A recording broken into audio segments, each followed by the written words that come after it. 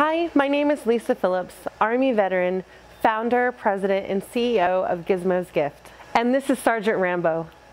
Gizmo's Gift came about in a most interesting way. Gizmo was actually a name of a dog that I adopted, and he was a prior Air Force military working dog. He was my first medical emergency while I was in the Army, and then the first dog I was able to adopt. And it was while adopting him that I was getting a medical discharge, and I realized that I'm being taken care of, but he isn't. So I did some research and found out that military working dogs at the time were classified as a piece of equipment. So this totally upset me because to me, animals are family members. So I did some more research and realized that there's really nobody out there caring for these dogs.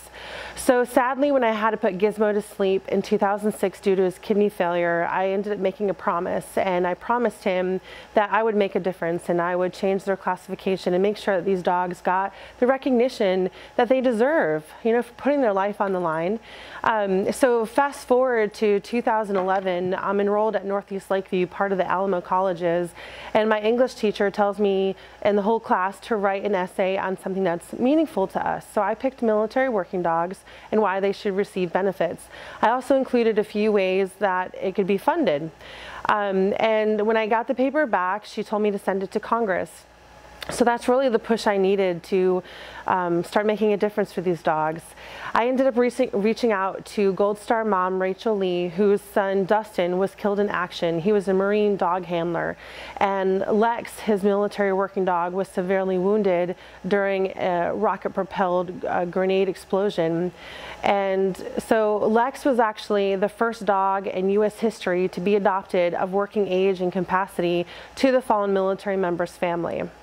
So Rachel reached out to Congressman Jones, who helped get Lex retired, and gave him all of my information, my essay, some of the public speaking courses I presented, and he was totally on board. So it was just an amazing adventure, and about 6 months later, we finally had the Canine Members of the Armed Forces Act drafted.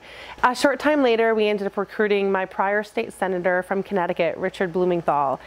And by January 2013, the legislation had passed and signed into law by the president, and eventually the dogs were reclassified, so they're no longer considered a piece of equipment. So I kept my promise to Gizmo. And dogs, when they retire overseas and can't find a suitable home, they'll be flown back stateside to be adopted out at Lackland. And then it also gives them an award for their time in service. The government still does not take care of the dogs medically, so that's why I established Gizmo's Gift, named in honor of my sweet baby boy Gizmo, who completely changed my life, brought me from being a cat lover to now a dog lover. And for pet owners out there, you realize the difference. So anyways, I would like to personally invite you all out to the Whitty on November 12th to watch our TED Talk. And it's going to be absolutely amazing. I get into a little background on Rambo, more information on military working dogs and what they do. So it's just so exciting, and I can't wait to see you.